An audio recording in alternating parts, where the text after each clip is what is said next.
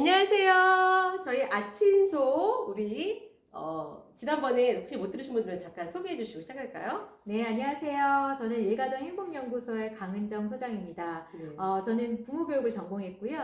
이번에 좋은 아빠 혁명이라는 책을 냈고요. 그리고 또 부모 코칭, 그리고 부모교육 전공자입니다. 네, 반갑습니다. 네, 숨은 고수들을 찾아서 인터뷰하는 시간입니다. 어떤 다른 유튜브에서도 아직 만나볼 수 없습니다. 저희가 처음이에요, 맞아요. 그렇죠. 저희가 최초고요. 아마 이제 많이 보실 수도 있어요. 저희는 아주 친한 분이시기도 하고 또 아이를 잘 육아하셔서 아이들이 사춘기 없기로 유명하고 그리고 또 딸아이가 서울대를 또 다니고 있고 중학교에는 또 걔 특성대로 너무 잘 키우고 계신 부모님이시기도 합니다.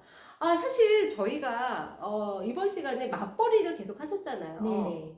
이 저도 맞벌이를 했지만 물론 이 육아맘들, 가정에서 육아를 전념으로 하시는 분들을 저희가 살참 부러워하고, 저희가 뭔가 빈 곳이 있다라는 생각이 드는데, 그 워킹맘들한테 이렇게 해주십시오라는 선배로서 팁을 좀 주시면 되게 힘이 될 것 같아요. 또 네. 아이를 너무 잘 키우고 계시니까, 네. 그게 되게 중요한 힘이 될 것 같아요. 네. 네. 도움이 되셨으면 좋겠네요. 네네. 저는 항상 제일 먼저 말씀드리는 건 우리 일하는 엄마, 우리 워킹맘이죠. 워킹맘들이 죄책감을 갖지 않는 것.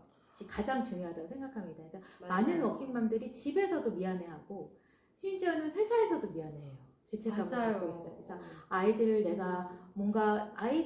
예를 들어서 뭔가 문제가 있거나 이슈가 있으면 내가 뭔가 일을 하고 있어서 그런가? 뭔가 빈 곳이 있어서 그런가? 그런 죄책감을 갖는데 사실 그거는 아닐 수 있어요.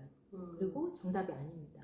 맞아요. 저희가 사실 이런 얘기는 많이 듣는데 그것도 그 옆에 없어졌다는 것 때문에 막 코피 흘리고 가는데 내가 없어졌다는 것 때문에 지금 코피 흘려? 어떡하니? 일단 닦고 가. 뭐 이렇게 하니까 그 마음이 참 이게 이중 마음이 되긴 하는데 그래서 어떤 마인드로 하셨길래 아이들이 그렇게 엄마에 대해서 자부심을 좀 갖고 있는지 네. 그러면 죄책감이 아니라 어떤 마인드로 좀 죄책감보다는 아이들이 스스로 할 수 있다라는 것에 대한 믿음, 그러니까 자립심이 아이들이 사실은 자기주도 학습을 되게 중요하게 생각하는데 자기주도 학습을 하려면 자기주도적인 삶을 살아야 되거든요. 그렇죠. 그래서 아이들이 자기주도적인 삶을 살 수 있다라는 믿음을 갖고 있었고 그렇기 때문에 제가 뭔가 일을 하면서도 스스로 할 수 있다라는 것에 대한 어떤 믿음이 아이들한테도 되게 도움이 됐던 것 같아요. 맞아요. 기본적으로 그때 물론 없었을 때 되게 안타까운 건 맞아요. 저도 그렇고 아이가 아픈데도 불구하고 강의해야 되고 막 이럴 때 많거든요. 맞아요. 그럴 때 마음은 잠깐 아프지만 아이들이 중학교만 돼도요. 엄마가 일하는 엄마를 되게 자랑스러워해요. 그래서 지금 항상 고민할 때 시기가 언제냐면 아이들이 초등학교 들어갈 때, 초등학교 저학년일 때 그럴 때 일하는 엄마들이 워킹맘들이 고민하거든요. 내가 무슨 부귀영화를 보려고 내가 무슨 오늘 얼마나 벌겠다고 그런데 그 시기만 잘 견디셨으면 해요. 그 시기를 혼자서 어떤 희생을 가지고 견디는 게 아니라 그 시기를 잘 견딜 수 있도록 든든한 지원군이 필요합니다. 맞아요. 잠깐만요. 여기 뭐가 떠갖고 잠깐 지우고. 맞아요. 근데 사실은 저는 그렇게 생각해요. 아까 해주신 말씀에서 워킹맘이든 또 혹은 집에서 아이를 케어하면서 전업부부든 누구나 다 당당한 부모를 좋아하는 것 같아요. 맞아요. 아이들의 자존감은 부모로부터 대물림되고 있어요. 정말요? 네. 이거는 제 얘기가 아니라 이건 실험적인 거고 그리고 아이들의 사생활이라는 책에도 나와 있어요. 그래서 정말 유명한 미국의 대학에서도 연구하면 아이들이 자존감은 부모로부터 대물림돼서 부모가 자존감이 있을 때 아이들이 훨씬 더 자존감이 높아요. 그래서 부모가 죄책감 가지고 자신감이 떨어져 있거나 자존감이 떨어져 있으면 아이들도 그런 것을 계속 보고 자랐기 때문에 보고 자라지. 그래서 아이들이 정말 우리가 원하는 건 뭐냐면 자신감 있고 당당한 아이들이잖아요. 맞아요. 그렇게 하기 위해서 아이들에게 너 자신감을 가져라, 당당함을 가져라 말하는 것 대신에 내 스스로가 자신감 있고 당당하면 좋겠어요. 되게 중요한 말씀을 하셨던 것 같아요. 그러니까 저도 이제 워낙 같이 강의를 하면서 저도 이제 느꼈지만 실은 아이들한테 우리가 이렇게 얘기를 하잖아요. 그래서 어떻게 엄마가 일하니까 너 장난감도 사줄 수 있는 거야. 사실 저희는 그렇게 얘기하지 않았잖아요. 그러니까 사실 저희 같은 경우에는 엄마가 강의해서 어떤 사람들이 되게 좋아해. 엄마가 일을 해서 회사에서 이런 부분들이 도움이 되고 있대. 그래서 엄마는 엄마 일을 열심히 하고 싶거든. 지원이도 오늘 학교 가서 너 공부 열심히 하고 우리 또 만나자. 저는 이렇게 얘기를 좀 많이 했던 것 같아요. 잘하셨어요. 배운 대로 했습니다. 네. 그래서 실은 저희가 이제 선후배 사이에 있으면서 그런 이야기도 음. 서로 해주고 하면서, 그러니까 어떻게 표현하느냐가 당당함인 것 같아요. 그래서 맞습니다. 표현을 내가 또 어떻게 일을 해야지, 뭐 대출금 때문에 일하시더라도 아이한테는 엄마가 일을 통해서 사회에 미치는 영향, 그리고 회사에 기여하는 정도. 그래서 엄마도 열심히 하고 올게. 화이팅! 어떤 이런 것들이 좀 필요하지 않나. 네, 그 얘기가 맞아요. 이렇게 정리될 수 있을 것 같아요. 자, 일단은 좀 당당하게 죄책감보다는 엄마의 삶을 살자. 그 또 어떤 내용을 얘기해 줄 수 있을까요? 그리고 사실은 워킹맘으로서 아이를 키우는 게 사실 힘들다라는 말을 많이 하고 아빠들은 워킹데디는 어렵다라는 말을 많이 하는데 맞아. 그렇기 때문에 스스로 일하는 엄마와 아빠가 서로 파트너십을 가지고 그리고 정말 양육에 있어서 뭔가 엄마는 주 양육자 그리고 아빠는 부 양육자가 아니라 공동 양육자의 그 시스템을 갖춰야 된다고 생각해요. 그래서 너무 중요해. 이거 맞벌이 하는 남편도 그거 봐줘야 돼. 네. 그래서 아무래도 결혼하기 전에부터 그것에 대해서 대화하면 좋겠지만 지금이라도 우리가 사실은 그렇게 생각하지 않는다 하더라도 저 밑에 깔려 있거든요. 예를 들면 학교를 먼저 아이의 학교를 방문해야 된다고 한다면 엄마가 당연히 가는 거고 만약에 엄마가 안 되면 아빠가 간다고 생각하는데 그렇지 않지 않나요? 왜냐하면 공동으로 양육한다는 건 스스로 시간이 되는 사람이 가는 거예요. 그렇죠. 그리고 가능한 사람이 가는 거고. 그런데 아직까지 그 사람들이 그것에 대해서 조금 더 깨어있고 그리고 또 많이 실천하면 좋겠어요. 근데 그거하고 또 부부싸움이 일어나니까. 그렇죠. 그러면 우리 그 강사님은 그 남편을 그렇게 유도를 하세요? 유도라기보다는 대화를 많이 하죠. 그래서 왜냐하면 저도 시간이 안 돼서 아이들의 뭔가 케어를 못할 때 당신 애잖아. 나 혼자 키워 이게 아니라 요청하는 거죠. 싸움을 걸지 말고 네네. 대화는 요청체로. 네. 그럼 어떻게 할 수 있어요? 예를 들면 저 같은 경우는 둘째 아이가 좀 나이 터울이 있어서 초등학교 다닐 때 녹색 어머니회 그런 거 열심히 지금도 있나 모르겠어요. 녹색 어머니회를 했는데 아침에 가야 되는데 강의가 있어서 만약에 시간이 안 된다고 한다면 남편한테 요청하는 거죠. 그래서 내 시간에 당신이 좀 가줬으면 좋겠다라고 하고 남편이 가능한 시간을 매니징 하는데 갔다 와서 그런 얘기 하더라고요. 가서 하는 건 너무 좋았는데 다른 그 어머니들이 너무 불편했다고. 그래서 아직도 조금 구조는 그렇지만 이제 좀 더 좋아지고 있어요. 맞아요. 많이 나아지고 있긴 한 것 같아요. 근데 어찌됐건 공동 파트너십으로 가져갈 때 그래도 좀 아내가 지혜롭게 이걸 강과 강으로 싸우지 말고 좀 요청하는 식으로 좀 리드하는 게 필요하다 이런 얘기 해주셨어요. 요청을 갑자기 생각이 났는데 요청 전에 서로의 관계가 좀 더 좋으려면 사실은 관계가 안 좋은데 요청하면 되게 짜증나잖아요. 그렇죠. 먼저 아내 바보가 먼저 되는 걸로. 지난번 혹시 영상 보셔서 아내 바보가 먼저 되는 걸로. 관계가 좋을 때 요청도 가능하거든요.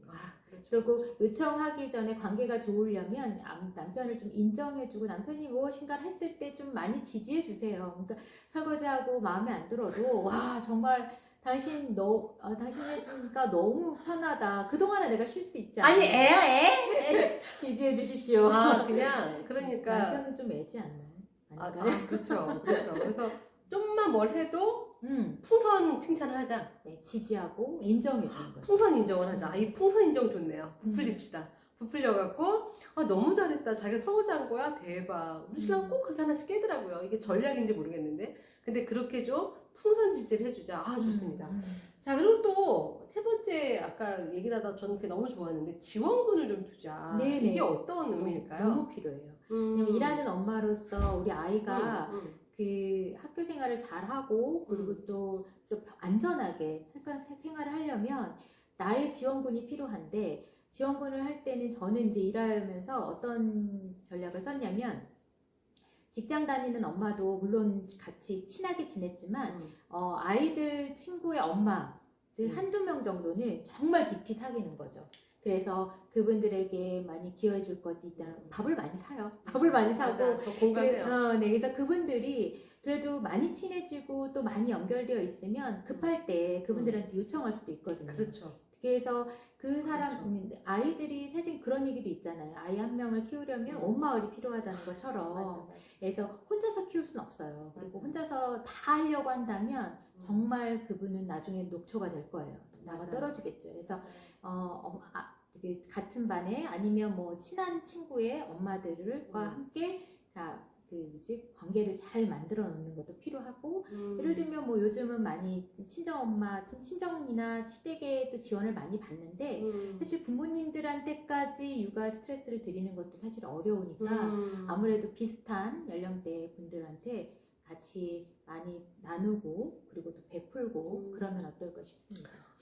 너무 와닿아요. 저희는 실은 같이 근무를 했었기 때문에 서로 이런 방법들, 노하우들도 서로 나누고 많이 했었는데, 실은 이렇게 고학년 되면 그럴 필요가 없어지잖아요. 네. 근데 저학년 때는 사실 지원금이 좀 필요해요. 저도 그래서 한두 명을 타겟으로 나는 한 명만 찍는다 이래가지고, 그리고 정말 그냥 사회생활 하듯이 공을 들이는 거죠. 그렇죠. 고마운 거 있으면 꼭 선물하고, 당연하게 봐주는 걸로 여기지 말고, 맞아요. 감사 표현하고, 그 다음에 뭐 선물할 수 있으면 선물하고. 그래서 그렇게 만남을 지금까지도 네, 저희 큰아이가 지금 23살인데 초등학교 1학년 때 친구 엄마들하고 지금도 만나요. 네. 지금도 너무 자주 보내요. 네, 그래서 3명, 그리고 또 뭐 다른 그룹에도 4명 이렇게 있어서 그분들한테는 지금 뭔가, 물론 지금은 그분들에게 요청할 건 없지만 그냥 그분들에게 제 삶의 그냥 지지자인 거죠, 그분들이. 그래서 여러 군데 제 삶의 지지자 그리고 지원자들을 있으면 아마 어떤 일을 하더라도 이렇게 힘이 나지 않을까 싶습니다. 되게 중요한 얘기 해주셨어요. 사실은 지원자가 거저 생기진 않아요. 맞아요. 공을 들여야죠. 공을 들여야죠. 그래서 한두 명 마음에 드는 사람한테 좀 마음을 열고, 그리고 사회생활 정말 하나 생각하시고, 이렇게 지지자를 좀 모으셔서 하는 거, 중요한 얘기 해주신 것 같습니다. 혹시 뭐 마지막으로 또 이제 나중에 유명해지시면 모시기가 쉽지 않을 것 같은데, 혹시 해주실 얘기 있으시면 우리 아이들 공부 관련해서. 아이들이 되게 공부 잘하는 걸 원하잖아요. 저도 그랬고요. 근데 원하죠. 네. 물론 이제 어렸을 때는 건강하게만 키우면 좋겠다라는 생각을 하는데 아이들이 아무래도 한국 사회에 있다 보니까 경쟁의 시대에 살다 보니까 공부를 잘하길 바라고, 또 아이들이 잘하면요 스스로도 되게 자신감도 생기고 다른 친구들이나 선생님들도 계속 인정을 해주다 보니까 되게 자존감도 높아지더라고요. 근데 공부를 잘할 수 있는 가장 큰 비결은 아이들만은 나름대로의 역량이 있고 그리고 또 능력이 있겠지만 그 능력을 최대치로 높일 수 있는 건 저는 부모가 가장 중요하다고 생각해요. 특히 부부 관계. 그래서 약간 그런, 제가 책에도 썼는데 어떤 분들이 이제 뭐 아이를 어떻게 서울대를 보냈냐라고 물어봤을 때 저는 부부관계가 좋았어요 라고 말을 많이 하거든요. 근데 많은 분들이 막 이래요. 근데 사실 그 좋다라는 건 아까도 말씀드린 것처럼 싸움을 하지 않는다는 건 아니에요. 하지만 서로 되게 어떤 파트너다, 동지다, 동지의식을 많이 갖게 되고, 우리가 왜냐하면 우리 한 아이, 저희 둘이지만 여기는 셋이고, 아이들을 키우기 위해서 둘이서 정말 끈끈하게 협력해야 되는 협력 관계거든요. 근데 만약에 어느 한쪽으로 치우치거나 협력 관계가 깨지게 되면 아이들이 지금은 아직까지는 20살 전까지는 아이들이 불안해 할 거예요. 그래서 그 협력 관계를 공고하게 다지는 것. 그래서 어떻게 하면 아이들 공부를 잘 하게 할 것인가를 그렇게 고민하는 것 대신에 어떻게 하면 우리 남편에게 지지할 수 있을까? 어떻게 하면 우리 아내를 아내와 대화할 수 있을까? 이런 것에 더 관심을 두시면 훨씬 더 효과적일 것 같습니다. 좀 아이의 쏠렸던 시선을 본질적인 부부, 자기 삶으로 돌릴 때 오히려 아이들은 다른 걱정거리가 없어져서 몰입하기가 좋다. 맞아요. 또 옆에서 봤을 때 아이를 너무 잘 키우기 때문에 실은 우리가 이런 분들 모시고 얘기하면 너무 뻔한 얘기한다 이런 생각이 하는데, 여러분 뻔하다라는 거는요 그만큼 정답이라는 얘기 같기도 합니다. 그래서 우리 지난 시간, 이번 시간 또 지인 찬스를 써서 너무 정말 전문가, 스스로 부모 코칭을 전공하셨고 그리고 또 책도 쓰시고 또 그 연구소 소장이시기도 하고 아이를 정말 뭐 세상에서도 인정되도록 키우셔서 꼭 모시고 싶었던 우리 아친소 우리 강은정 대표님 모시고 이야기를 좀 나눠봤습니다. 너무 감사드리고요. 감사합니다. 우리 또 나중에 또 모실 수 있는 기회 있으면 또 모실게요. 우리 또 마지막으로 이렇게 뭐라 그럴까요? 아자.